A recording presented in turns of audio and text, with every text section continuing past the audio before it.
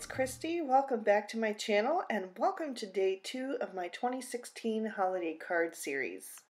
For today's card, I'm going to be using the Neat and Tangled Into the Woods and Lumberjack Love sets, as well as the Christmas Delivery 6x6 paper pad by Cartabella. I'm going to be using my Misty tool to stamp today because I want to do some double stamping to get some crisp lines. So I'm taking a piece of Bristol smooth surface paper and I'm just dusting that with my EK Success powder tool. And then I'm grabbing my VersaFine Onyx Black ink pad and I'm going to go ahead and ink up those stamps and press down. And then I will lift the door of the Misty and ink that up again and press down a second time. The VersaFine stays wet for a while, which makes it the perfect ink to emboss with. So I'm going to grab some clear embossing powder now, and I'm just going to dust that all over top of my images, making sure to get them well coated, and then I will just tap the back to get any excess off that's not sticking to the wet ink. And then I'll just take my heat gun and melt all that embossing powder until everything looks black and glossy. I don't know if you're like me, but this never gets old. It's like magic. So I'm going to be using my Zig Clean Color Real Brush pens today, and I'm going to go ahead and put the colors I'm using at the top of the screen. For this little badger, I started out with number 10 black, and then I brought that color out just a little bit with the 90 gray.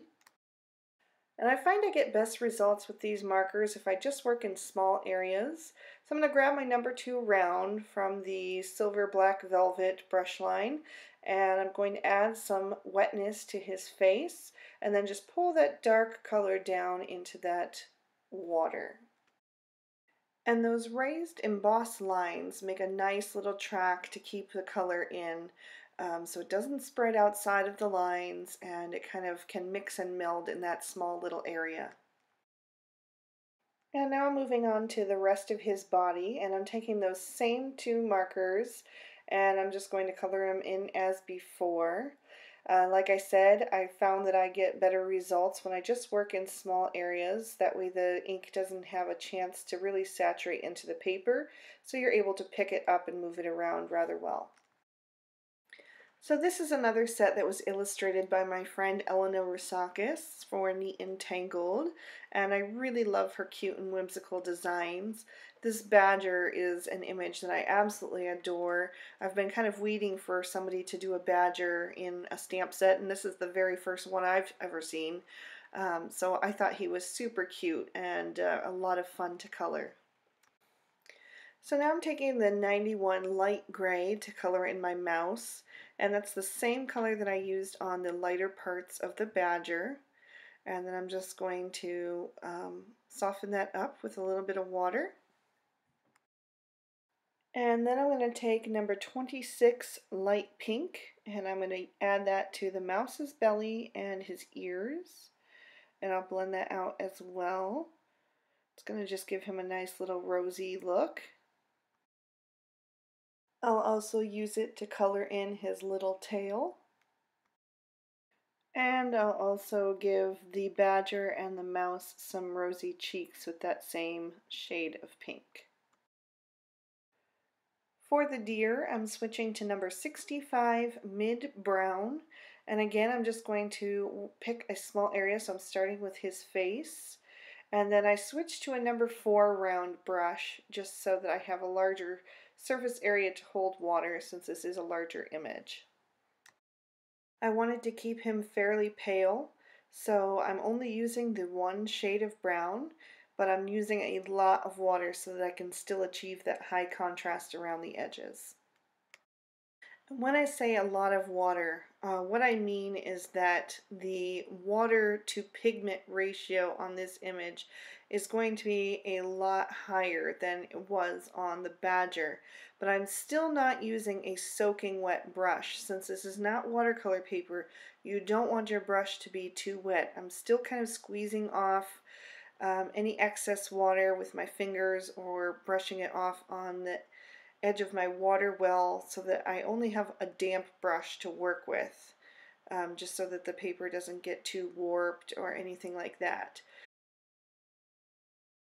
And now that I have the main portion of his body colored, I can go in with my 65 mid brown again, and this time I will add a little bit more pigment since this is the legs that are on the other side of his body, so they're going to have a deeper shadow. And I'll add a little bit to his tail as well. I'm going back to my 26 light pink to give him a rosy cheek. And then I'm using 71 flesh color for the lighter portions of the deer's body,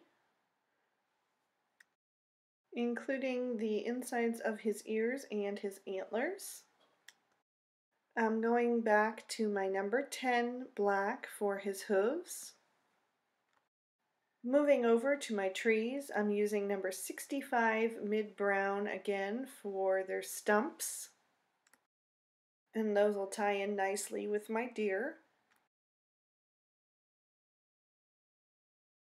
And for the tops, I used number 40 green. This is a really pretty color with a lot of blue in it. I did this smaller tree just the same, and then later after they had dried, I decided the color wasn't dark enough for me. So I did a second layer and also added in a little bit of number 44 deep green.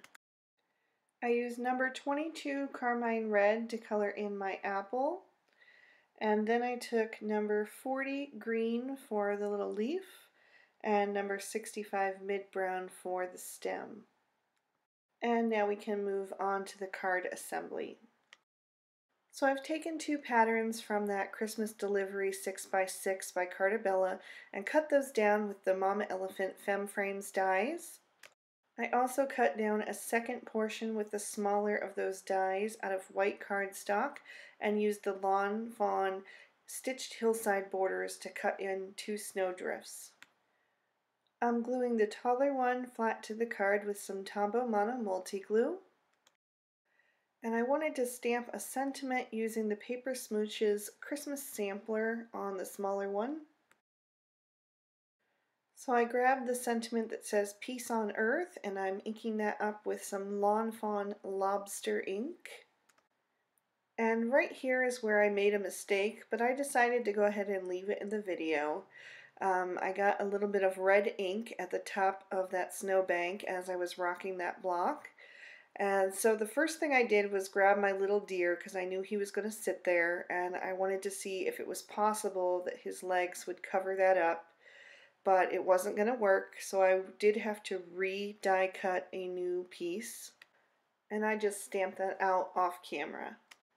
So once again, I'm resisting the urge to add layers of foam tape on my focal panel because, as I've said in my last video, a lot of these cards are going through the mail, and they're a lot easier to mail if they don't have so much dimension. So I'm just adding everything flat to my focal panel, but I'm still trying to create the illusion of depth just by staggering the heights of the images and where they fall on those 2 snowbanks. So that taller tree on the right actually looks like it's further in the distance, even though it's taller, just because it's set back behind the second snowbank. And I did have to color and die cut a third tree for balance on the left. So now I'm going to add my deer, and you can see that by adding him in front of the first snowbank, it actually pushes those trees even farther in the distance. I'm putting my little mouse close to his friend deer and making sure that his tail doesn't overlap any of that sentiment. And then I'll add my badger over on the left, and then he's going to be holding this little apple, and as you know, apples are not in season in winter, so this truly is a precious gift to give to a friend. My card base is W+9's Cupid's Bow cardstock, cut and scored and folded to a standard 4 1/4 by 5 1/2 landscape style card. And then I'm just adding my focal panel with some foam tape. And as a final embellishment, I'm going to take my white Sakura Jelly Roll pen and I'm going to fill in the dots on the deer's back and his forehead. And then I'm going to do something that's a little bit scary, especially at this late stage in the game. I'm going to draw some white dots right over top of my images. And I'll admit I was slightly terrified while doing this because I really didn't want to mess up all that coloring. But the snow in the background was looking like it was recessed and it just didn't seem natural. So by drawing these white dots right over top of the images, it's going to make it look like the snow is coming down all around them, and it's going to make a lot more complete scene and a more realistic scene.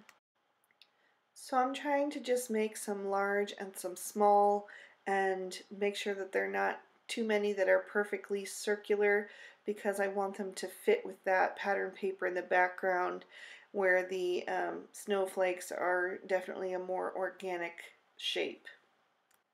And that's going to complete our card for today. I hope you guys are really enjoying this series. Thank you so much for watching. If you'd like to see last year's card number 2, you can go ahead and click on the little video clip on the screen and it'll take you right to it. Have a great day. Bye-bye.